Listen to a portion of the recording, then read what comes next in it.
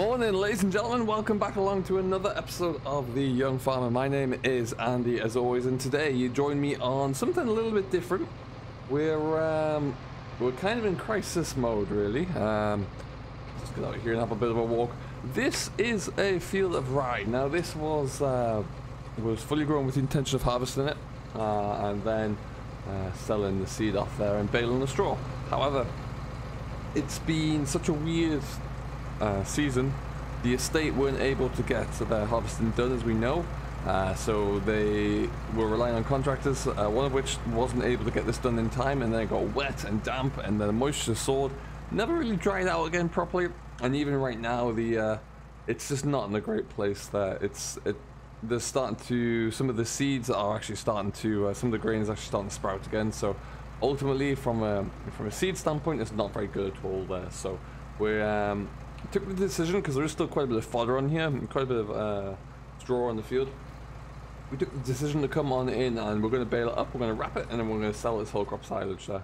So that should be something that's not going to take us too long to do, but at least it's going to get the field cleared there, get a little bit more money coming in, because at the moment there, silage and just general fodder for livestock is at a premium. Not a lot of it around there at all, so we'll try and make the most of it as we can, and we'll get this all done and dusted. Behind me is George. He is in the T6. He's got the cabin and wrapper on the back. That's pretty much all set up to ready and rock and roll. But we're going to get the baler all set up there as well. Over there you can just see behind that tree, I think. Yeah, there he is. Chris is working. He's got the subsoiler on the back. He is working down a field that was triticale. That field was just going to be left originally. We were going to leave that over the winter, and well, originally that was going to be winter barley, but we noticed it's just a little bit too compacted. So Chris is going through with the subsoiler now, pulling up that pan a little bit, breaking that up, and then we're actually going to stick a cover crop on it and put it in into either. It's got two options. I might go spring barley or I might go for a little bit of spring wheat, but we'll see how we look in the autumn, in the spring there. But yeah, so at the moment there, he's just cracking along with that one, doing a very nice job as well. Looks like he could just be starting on his headlands there already, so he's flying through that field. The 870 making short work of a, what is a 6-leg subsoiler, that's for sure. But we're going to get ourselves all set up here, and we're going to get this salvage this field and get it cleared as quickly as we can, I think.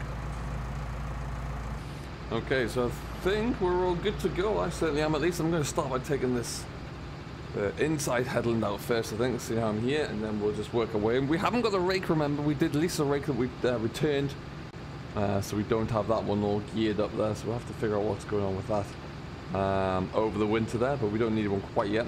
But what we are going to do is just push along with this anyway. But perhaps there's not as much here as maybe you'd expect it to be. But at least it does just mean that we're going to get it all pulled up anyway, and we'll find a way to get ourselves going with it all properly. Clear the field, because yeah, we want to put these two fields are going to have a cover crop in them over the winter, and then we'll get back into those in the springtime. But ultimately, yeah, it's just a way that we could actually salvage something from this. Might not make a lot of money, but we'll probably get back our inputs from it, which is the starting point. As long as we don't lose too much money here. And just like that, that's our first bale. So what we're going to do is just stop everything here. So we're just going to have a bit of a look at it. See how it's all coming together. So it is quite a tight looking little bale here. It's still quite a bit greener than I thought it would be. That's probably because we're starting to get some reshoots on there, some new tillers coming through. But it will it'll feed something somewhere, that's for sure. What we'll probably do is bring the telehandler back over here and just get that all stacked up the corner of the field, I suppose, at this stage. See how we get on with that. And we'll get ourselves through this field. It shouldn't take too long here. There's only about 8 or 9 acres, I think. Yeah, Chris was here earlier this morning, actually. He got out really early to get a start on that field, which is great to see. Really doesn't look like it's going to be there for too much longer either, which is superb. And hopefully, yeah, we'll get that one worked over. This is probably some of the last land work that we actually have to do at the moment. And then we're all back to, we'll be heading back over to the bay. The only thing, we do have a few things around the yard here that just need to be tidied up over in the Charwell estate, which we will be getting to hopefully soon, but it's nothing urgent. So we've all kind of agreed that we'll leave that through to the winter when it's when we've got everything else done. Anything that needs to be in the ground is done, and all the crops are on the way. So it's going to be a priority. We're quite lucky at the moment though, the weather is doing what it is because it's nice and dry. A couple of days of really good dry weather yesterday and today, so it allows us to get this knocked down, get a bit of time to dry out there, and then get us in. If we did try to combine this at the moment there, we'd be looking at it coming in around about kind of like mid to high 20s, so it just really wouldn't be combinable. So yeah, we'll have to keep going with it. George hasn't moved still, which is a concern. We'll have to check in with him, see what's going on. He's now 2 bales behind. And this, folks, is why that we don't often bring the wrappers and the balers back out the sheds and when we put them away after our initial harvest there. That wrapper is not working. It is struggling, but I can't actually... I don't know quite how it's not working, but there must be a valve on one of the hydraulic lines gone because it just won't lift at all. It won't lift that bale up at all there. So we'll have to wait for a... There's 2 frames of mindset here. We might try and just wait for the fitter to come out, or we might see if we can try and get a wrapper from someone else to kind of help us tick along and get this field done. But can't see there being a huge number of bales off here. We've got like 3 at the moment, so that should be alright. But yeah, it's a tricky one, so we'll have to wait and see where that goes. But yeah, we're waiting for a call back from the fitter now. Less than ideal as always, but we'll just have to kind of make the most of it. That is even possible, and we'll see where it goes. But for now, we're just going to keep kind of ticking along here.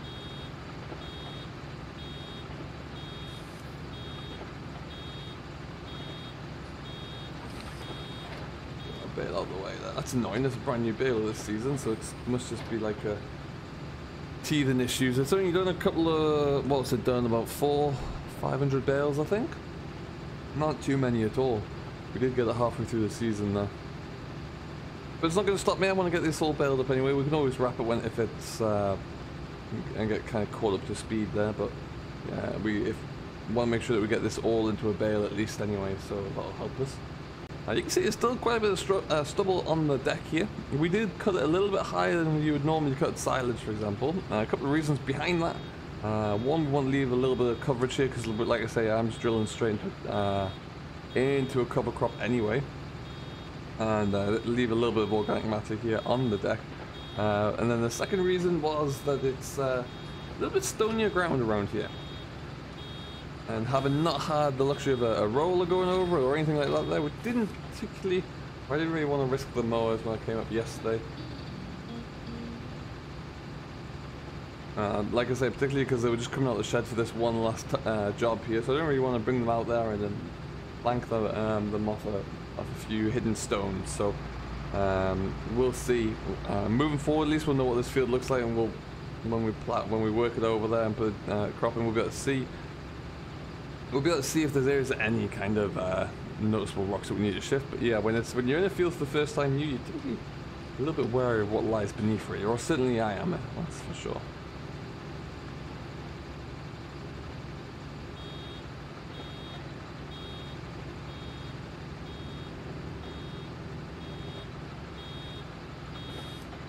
So getting about 1.5-ish bales of headland, I'd say. That seems about right. I think what we'll do, we'll just crack through this headland now, and then we'll come back to you with a bit of an update on the baler and the wrapper as well. See if we can get that wrapper issue resolved, and see what that's going to look like. So yeah, we'll get this all done, and then we can get ourselves, like I say, once we get these headlands done and into the main lands, it's not going to take too long at all, really.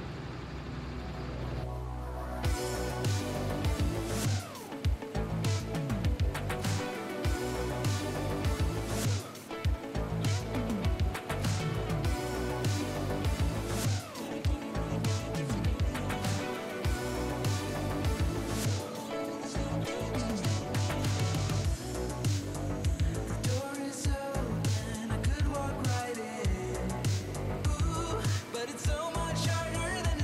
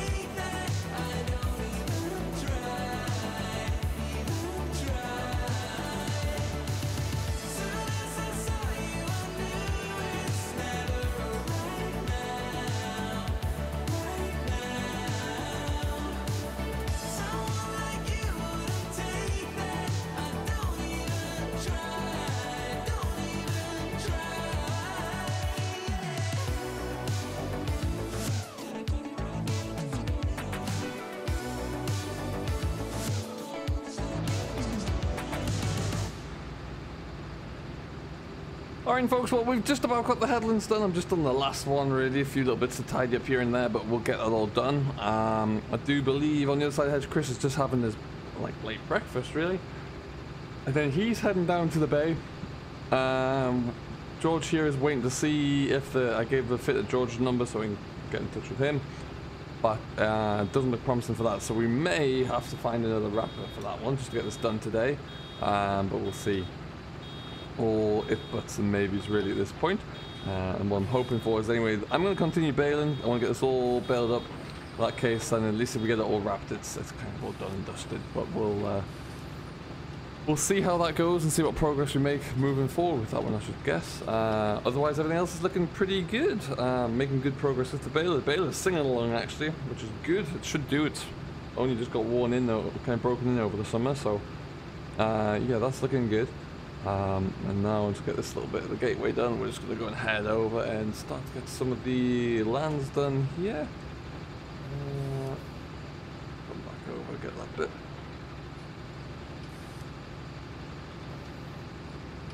Excellent stuff. So yeah, not yielding as fantastically well there, but there's enough. And like I say, hopefully there with the current price of fodder going around at the moment for some whole crop silage, it could kind of cover our costs at least, or cover the estate's costs here just to get this all done. So that's what we're kind of rooting for here, just to make sure that we can get some parity at the end of it there and not make their loss. Let's go see where Chris is anyway. But for now, yeah, I think we're kind of we're just going to keep going along with this. We'll bring you another update as soon as we can actually get this all wrapped up and see what it looks like for that. Yeah, watch this space for that one. It's going to be a nice dryish day here anyway, so we'll try and keep on pushing through and getting it all done there, and we'll bring you an update as soon as we can later on down the week. So for now, thank you ever so much for watching this short little update. We are on the whole crop silage here over on the Charwell estate. And I am your young farmer Andy. If you have enjoyed it and you've yet to do so, don't forget to hit that like button. Subscribe to Simulation for the Nation, who always hosts everything, and we will see you all in the next one. Until then, have yourself a great day, enjoy what you're doing, and we'll catch you later.